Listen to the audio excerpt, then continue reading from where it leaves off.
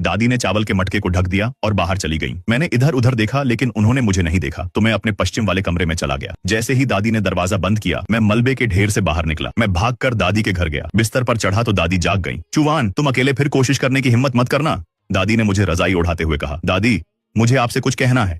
मैं पूरी तरह कांप रहा था, बिल्कुल शाही कांग की तरह। दादी चौंक गई और मेरी पीठ थपथपाने लगी। बकवास मत करो, नहीं तो तुम्हारे दादा तुम्हें मारेंगे। सच में मैंने उसे देखा है। मैं इतना घबरा गया था कि रोने ही वाला था। तुमने कोई बुरा सपना देखा है? सो जाओ, अगर नहीं सोओगे तो सुबह हो जाएगी। दादी की बात सुनकर मैं पसीने से तर हो गया।